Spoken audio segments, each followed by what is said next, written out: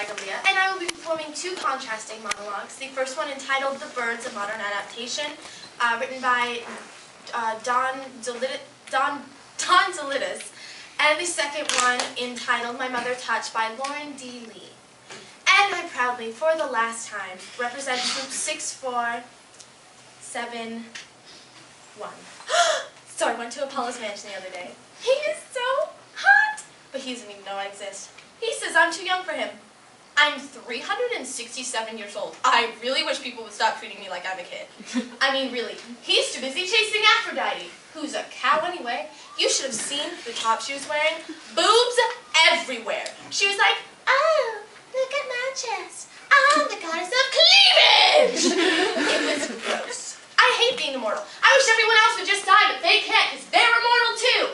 At least make me goddess of something cool, like volcanoes or, I don't know, skateboarding. Nope. I don't even have a cool high priest. His name is Andrew, which is a lame name if you ask me. And he's all like, Iris, Iris, let me worship you. And I'm like, ew. The other day he sacrificed a sheep. I don't even like sheep. So I cursed him with all these boils all over his face. And he sacrificed another sheep. So then I cursed him with blindness to show him how pissed off I was. And he fell off a cliff, which is kind of cool. But then my dad was like, you can't kill your high priest. So I had to go down to Hades. And I was like, hey, Hades, can I have my high priest back? And he was like, as long as you kill the firstborn of all your children. Sure.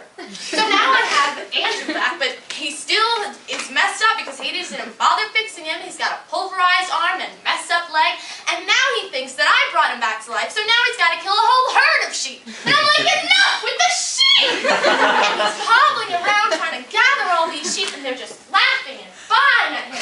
And then Hephaestus, just to piss me off, decided to curse him with immortality. So now I can't even kill him. Keep your hands to yourself. That's what she told me when I was 5. I was finger painting. And I reached up to her for warmth. For a hug.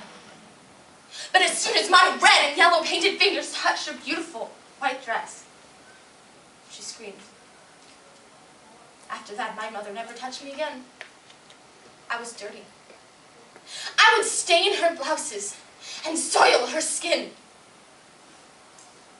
One day, there was a fire. It started innocently in the kitchen where she was cooking, but fires can be tricky things. And soon the entire room rose in smoke. My mother ran out of the house clutching her apron for fear that the flames, just like my fingers, might dirty her dress. And it never occurred to her that I might still be up there, sleeping. I'll never forget the feeling of fire licking my back, like death from 1,000 cuts. Only I survived. I'll bet she cried when they pulled me out. I had survived, and she would have to live with this monstrosity. My mother was the prettiest one asleep. It was the only time that I could touch her. The only time that I could feel her cool hand on my cheek.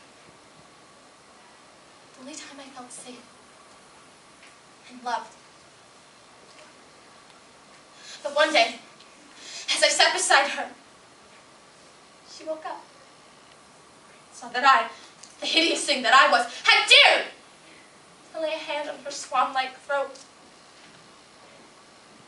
And so she screamed. And I just wanted her to stop screaming! Because maybe then she'd hold me. Maybe then she'd see that I wasn't so hideous. So I held her down in her best pearls until she stopped. And then I could hold her for as long as I wanted and not have to worry about her screaming. Eventually, they took her away in an all-black bag with a zipper. And they took me here in a white house, just like my old one. Everything here is clean. Even my clothes are clean. And just like everyone else's. And for once in my life, I'm completely, utterly, and wonderfully normal. Thank you.